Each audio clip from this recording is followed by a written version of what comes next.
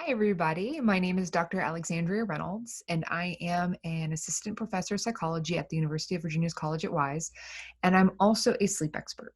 So, today I'm going to talk to you guys about sleep in college students and specifically what you can do to help improve your sleep currently, as well as thinking about the future. And also, we're going to talk a little bit about sleep during these sort of pandemic times. So, one thing that we have to consider is sleep even important? It seems like, at least for Americans, we like to sacrifice sleep for things like studying, hanging out with friends, really anything that you can do. A lot of times we end up sacrificing sleep over that. And so the question is it important and should we be doing that? As a sleep expert, of course, I'm going to say that sleep is very important and that we really should not sacrifice sleep for things like our social life and for studying. And that's because we know that sleep does a lot of things for our brain and our body.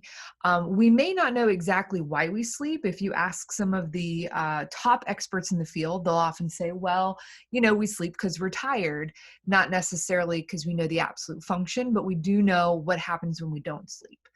And so what some of those mechanisms that work in the brain help us with things like our mood. It helps us with our appetite. It helps us with our memory.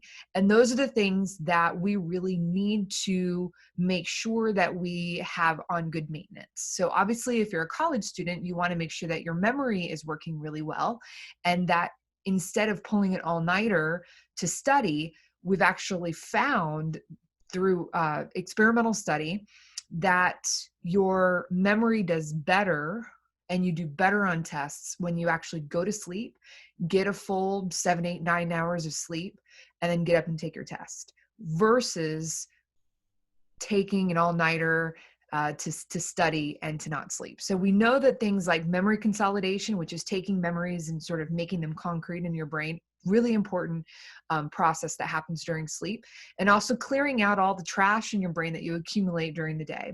And these sorts of things will be more problematic as you get older if you're not sleeping enough. So a lot of people ask me, well, how much sleep do I actually need? And it turns out that this is not necessarily something that we can say that applies to every single person. So if I tell you, the range of sleep that you should get probably goes anywhere between 7 to 9 hours, you may fall into the 7 hour group, you may fall into the 10 hour group, and that's sort of outside of the range. The best way to figure out when you should be sleeping and how much you should be sleeping is really based off of your individual needs. So if you find out, for example, that if you get to sleep 8 hours every single night for 2 weeks straight and you feel fantastic, then that's probably your number of hours of sleep that you need to get. For people who are 18 to 19 years old, you guys are on the tail end of puberty, and so there's this shift that happens in your body rhythm that actually leads to you not being able to sleep very early on during the day. And so that means that you might go to bed later, maybe 1 a.m., 2 a.m., because you're not tired earlier in the day. And that's okay. But know that your body is going to change. And it's going to be that you're going to feel more tired earlier in the evening. And that's okay. And that's normal. One thing that we have to consider with college students is that we find that these are the absolute most sleep deprived people, probably besides new parents who have a new baby at home and women who are going through menopause. We find that college students tend to be very, very, very sleep deprived, and they don't tend to value sleep. And that can be a problem because obviously you want to make sure that you're getting enough sleep so that your mood and your memory are at its best. So William or Bill Dement, who recently passed away, is an expert in sleep and sleep medicine, and he was very, very well known in the field. And he often said things like, "We know that college students are sleep deprived, and we know that they need to get more sleep." He was also very well known for saying things like, "We don't know why we sleep, but we know that we sleep because we're tired." So even the top experts are saying, hey, you guys need to really value sleep, and you need to make sure that you're meeting your body's requirement. We find that about 60% of students really don't have good sleep quality, meaning that you might be in bed for 8 or 9 hours, but if you're disrupted sleep, you're tossing and turning, then that's not good quality sleep. So sometimes it doesn't necessarily matter the amount that you're getting compared to how good quality is. So we want to look at quality over quantity. And seeing that such a high percentage of students have so many problems with sleep, obviously we want to try to fix that. So when we consider what is causing you to not sleep, we have to think about the fact that some people just don't allow themselves enough time to sleep. So if you say, I'm an insomniac, I only get 3 hours of sleep per night, I might ask you, well, how much time do you give yourself to go to sleep when you're in the bed? And if you tell me that you only give yourself 3 hours to sleep, then you're not really an insomniac. You're just not allowing enough time for you to be able to sleep. And that, of course, is an issue because you need to make sure that you're providing yourself the opportunity to be able to get a good night's sleep. Now, when it comes to what you're doing, how you are spending your time in your room and in your bed, sometimes we find, and more times than not, that people are not practicing good, what we call sleep hygiene. And we'll get to that in just a minute. So if you're not allowing yourself enough time to sleep, if you're drinking a ton of caffeine, if you're doing things that are going to impact your ability to fall asleep, then these are poor sleep practices. Stress is obviously a big thing. We have a great counseling center on campus, and they can help you develop the right tools that you need to make sure that you can deal with stress. And especially during these pandemic times, that's a problem. And so you need to make sure that you're able to handle what's thrown at you. And some of you might be experiencing more stress than a typical semester because of that. And the counseling center and the counselors can help you deal with that. Sometimes medication can cause issues with sleep deprivation, and medications that are interacting with each other can also be problematic. And having a sedentary lifestyle, so not getting enough exercise or not getting exercise at the right time of day. And this can be a problem too, because for some people they say, oh, well, I don't like to exercise in the morning because it makes me feel like tired, during the day. And that's okay. You need to do what's best for you. So if you find that you are more tired after you exercise, then maybe you should exercise in the evening. If you find that exercise wakes you up, then exercise in the morning. So there are individual differences when it comes to stuff like that. So as a sleep scientist, of course, I have a lot of interest in studying sleep, especially on the UVA-Wise campus. And it turns out that I have done a lot of work on what sort of things are specific to UVA-Wise students that I find to be problematic. One major thing that our students, and you probably experience this as well, is inconsistent bedtimes and wake times. So the times that you go to sleep and then wake up in the morning are not the same every day. And so, especially during like pandemic times, if you're taking a lot of online classes, it's actually really important for you to maintain a consistent schedule. This is going to help you regulate your body rhythm to know what time that you need to eat, what time you need to sleep, what time you need to do your things. I also find that our students in particular tend to consume heavy meals before bed. And that can actually wake you up and disrupt your sleep because you're going to the bathroom or you're experiencing indigestion. Also, electronics before bed, because you don't want to be exposed to that blue light. So I know that many devices have blue light filters and there's blue light glasses and things like that. But you need to make sure that the best way to get around this is obviously don't use your electronics. But if you know you're going to use them, they actually have glasses called blue light blockers, and they have a sort of an amber colored lens. That's how you know they're real and that they're going to work. There are some blue light lens glasses out there that are for like all day. And really you need to get blue light during the day because it helps you stay awake. And then you don't want it at night because you don't want that to trick your brain into thinking that it's daylight. So you can get blue light blockers, you can get filters to put on your devices and built in so that you can minimize that blue light exposure. So a lot of people tend to browse social media right before bed, and sometimes that kind of amps you up.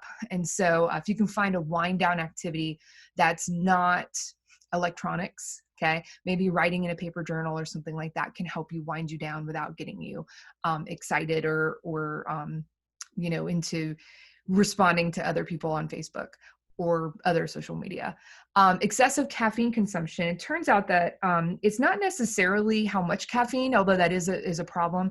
It's when you consume it. And those students who are consuming caffeine later in the evening tend to have their sleep disrupted more so than those who consume it in the morning. So I would just suggest to not consume it later in the evening, closer to bed. Napping. You want to avoid napping more than an hour and a half, because then that changes what kinds of sleep that you go through. And you don't want to nap too close to bed. So the only exception to the napping rule is really if you are sick, and then you really should be getting more sleep. So I mentioned sleep hygiene before, and this is these are the behaviors and the practices that you do to allow yourself to have normal sleep patterns, allow you to be awake during the day and sleepy toward the evening. And those practices can really impact how well you're able to operate during the day and how easily it is for you to fall asleep at night. And you might find, oh, hey, you know what? I have no problems going to sleep at night. And sometimes that in of itself is a sign of sleep deprivation, because the faster your head hits the pillow, if you're really, really sleep deprived and you need the sleep, then you're going to fall asleep very quickly. When you practice really good sleep hygiene, what you're going to do is you're going to be able to fall asleep more easily. You're going to get better quality sleep, and you're not going to have any problems now or in the future if you maintain good sleep hygiene. So what are some things that you could do? So you can, of course, create a better environment for yourself, a better sleep environment. This is really difficult to do if you're in a dorm. I understand that, because your bed is kind of like your dining room table, and it's also your couch, and it's also the place that you do all your things. But when you can try to create an environment that is more conducive to sleep, so you only use your bed for sleeping, that you have a quiet room that's cool but not too cool. Maybe you can get a fan and try to minimize distractions by talking to your roommate, for example. If you have a roommate who's really noisy, and say, hey, I really need to get sleep, or just kind of work things out that way, can help you with that sort of thing. When you start your rhythm early in the morning with sunlight the first thing in the morning, you're going to set yourself up really good for the rest of the day. And then in the evening, you're going to feel more likely to want to sleep, because your body is at its natural kind of down during the evening. Keep a consistent schedule. That means even on days that you don't need to get up early, go ahead and get up early. So if you have an 8 a.m. class, and you want to sleep in, and you have that urge, I suggest that you try to keep that schedule for the rest of the semester, to wake up every day at the same time, go to bed at the same time, and try to allow yourself around 8 hours of sleep each night. What shouldn't you do? Don't eat heavy meals right before bed. Try to work your schedule out. I know this is especially difficult for athletes. Try not to wait too late to eat your meals, your last meal of the day. Perhaps eat earlier in the evening, and then a snack before bed. Try not to consume too much caffeine. I've found that for students who actually write down how much caffeine they're consuming, they're very surprised about how much they're consuming. So maybe keep a log, and then decide, hey, I'm only going to drink caffeine or consume caffeine in the morning. Don't forget that workouts, pre-workouts, post-workouts often contain a very large amount of caffeine, and that can impact how easy it is for you to fall asleep. Try not to use any electronics in bed. I would say, 3 hours before bed, that's when you should turn all your devices off. I know that's really difficult for most people, but you'll find that you're going to feel a lot better if you do that. Also, don't nap excessively, more than an hour and a half for your nap in midday. Don't nap too close to bed, of course, unless you're sick. Now, what happens when you actually improve your sleep? Well, you can see an improved mood. You can see that you probably experience higher grades. You're going to do better. You're going to feel better. Your immune system is going to do better. You're going to experience less illness. You're going to feel less stressed because you're in a better mood and you can handle things. When we are sleep deprived, we tend to experience even more stress because we can't sort of deal with things. And just generally a better quality of life overall. You're going to feel better throughout the whole thing. And also during these sort of pandemic times, you're going to feel better and less stressed if you maintain a nice consistent schedule. Because I think one thing that was sort of taken from us during this time is a dead set, nice schedule during the day, right? So you are probably doing things that you typically wouldn't do at home and not out and about doing things. So keeping a schedule is really key during this time. If you have any questions whatsoever about your sleep or about what we talked about today, please feel free to email me. My email is on here. You can also email your professor for my contact information. I'm happy to talk with you about what you need. So with that, I say thank you very much for your attention, and I hope that you all will be able to use this information to get some better sleep. Have a great semester.